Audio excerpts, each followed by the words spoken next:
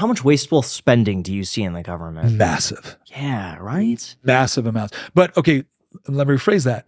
What do you mean wasteful? If you mean wasteful in the sense that it isn't serving the intended purpose or it's actually counterproductive with respect to what we would consider to be positive economic growth, horribly wasteful. If you look at it from the perspective of how good is it at supporting particular constituencies in order to make sure people get reelected, it's some of the most efficient stuff you've ever seen on the planet. Yeah. I guess it's all about whenever you see something that you think this is so stupid, who would have come up with it this way? I promise you it's somebody very smart for a purpose they're not telling you. See, the problem that I see is that it seems like a lot of the expenditures are grossly inflated, and there's no incentive to bring it back down or be reasonable with what they spend. Yeah. And what I really liked was that Elon Musk came up with Doge to basically audit the government spending and get it under control. Because the way I see it is like a finance person. If someone has a spending problem and they're spending more money than they make, the solution is not, well, you got to make more money. Yeah. The solution is always, well, let's look at the budget, cut down, see what you could afford, and then go from there. And it seems like, why wouldn't that also apply to the government? Because it's not their money. It's not their money, and about half the population doesn't pay any real federal income tax, but they do receive federal benefits. Right. So, I mean, this is a story as old as Plato. Right? Democracy fails the moment people realize that they can vote for themselves benefits from the public treasury. So if we've now created a society where a significant portion of the population are not net taxpayers, but they are net tax beneficiaries. So you have politicians that have created constituencies where they actually benefit from raising taxes on people that are engaging in productive economic behavior in order to buy the votes of people who are not. And I don't say that to be a mean, wicked person. I know what it is to be poor. What I don't know what it is, here's what I don't know. I don't know what it's like to think that it's somebody else's fault because I wasn't making as much money. But that is a very, very easy button to push because there are examples of people within society that have gotten their wealth through either unethical means, ill-gotten gains, or whatever else it is. But when you take anybody that's achieved incredible economic success and you automatically put them into that category as if that's the only way it could have been done, well, then now you create a degree of, I hate to call it class warfare because ultimately that's not what it is. It's more ideological warfare. It's saying my enemy is anybody that has more than me. What a horrible place to live. When my neighbor does well, I want to celebrate with them because not only is it good for my neighbor, but it's also an indication that, gosh, if I make better decisions, maybe I can have that too. Or I can turn it around and say, my neighbor has more than me. He must have done something wrong. Who's the politician that will steal from him and give to me? Don't ever doubt that has power as an economic and a political message. But going deeper, why do people root for others' downfalls? Why is that so natural? I don't think it requires as much effort on their part. Again, people don't adopt the victim mentality because it's ultimately good for them. People adopt the victim mentality because in the moment it's incredibly satisfying. I think one of the biggest things that we have to understand and come to grips with is not everybody wants freedom. There's a lot of people that would, if you're saying you got to trade your freedom, but you don't have any responsibilities anymore, deal. The problem is you can't accept that sort of environment without punishing somebody else. Because the only way that you can get stuff now, if you're not willing to work for it to the degree that is necessary in order to attain it, is to take it from somebody else. Yeah.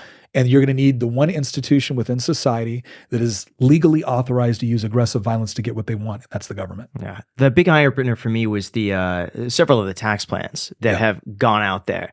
And it's incredible how much, I mean, these taxes that they want to implement are on the extreme side of things. And they always start high to be able to negotiate down. But even when you see over 10 years, let's just say I think they were going to raise like $3 to $5 trillion over 10 years. But when you really put that into context, that's 1 year of overspending by the government, more than they bring in 1 year.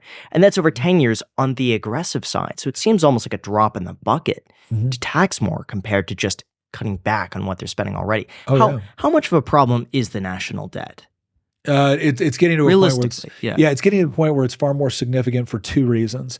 We've been able to get away with a large national debt in part because we're a massive economy, like 15, $16 trillion economy. I mean, huge.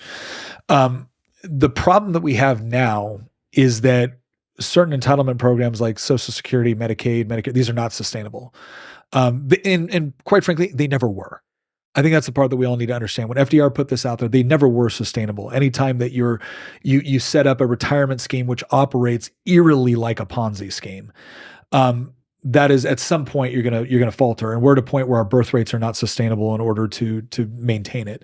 And so they're trying to solve that problem through immigration, and largely illegal immigration, but that causes other social upheaval in part because you have a massive welfare state. And so if you're creating situations where you get free healthcare and free education, but you also have a working population that is maybe paying things like sales taxes or maybe property taxes by virtue of renting or things like that. They're certainly not paying all the taxes that are being utilized in order to sustain what amounts to free medical care and free education. And so you have a deficit there as well, not to mention some of the cultural considerations that go into effect. So that compounds the problem with respect to the debt. The only other reason why we've gotten away with, I believe, with having the debt we do is because we're the world's reserve currency. The moment, I don't think BRICS is going to achieve what they want to because there's so many internal problems in places like China and Brazil that I just don't see them pulling it off. South Africa, oh my gosh. I don't see them pulling it off. But that being the world's reserve currency, we can say that, okay, it's saved the dollar, but has it? When you're operating off of a purely fiat currency like we have been since the 70s, this is the natural result because the government only has three ways to raise money. They can tax it, they can borrow it, or they can print it. And massive printing like we saw during COVID, when 40% of the money supply in existence was printed within 6 months, that's going to have impacts on prices across the board. But to your point earlier about this whole idea of policy and pain, right? Decision and pain. The number of people that think that, oh, well, we have inflation because of corporate greed. So let me get this straight. Corporations weren't greedy until 2021? And then they all of a sudden became greedy and now that's why we're dealing with this? No, you printed $3 trillion. The value of everything has not gone up. The value of your dollar has gone down as a result of just printing fiat currency. My favorite politician in the world right now is Javier Milei. Nobody has done more in such a short period of time. But going back to your point earlier about the power of the executive, the president in Argentina has a lot more power over the executive branch than the president of the United States.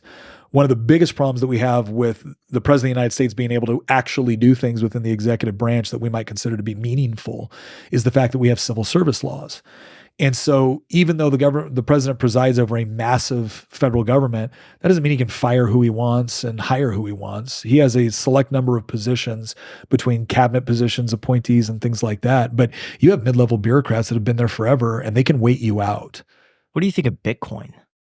So here's the deal. I don't have a particular affinity for any one cryptocurrency. I have a huge concern about government-controlled digital currencies. I don't want the Fed or the Treasury anywhere near digital currencies personally. Why is that? Because one of the biggest reasons why we're in the mess that we're in right now economically is because of exclusive federal control over currency. I don't believe that there's no such thing as a stable fiat currency, ultimately. If there isn't some sort of limiting principle which prevents the government from just arbitrarily printing dollars, you're in a lot of trouble. And that's what we have right now. And that's what we've had, again, since the 70s. And pretty soon the chickens are going to come home to roost on that one, I think pretty significantly.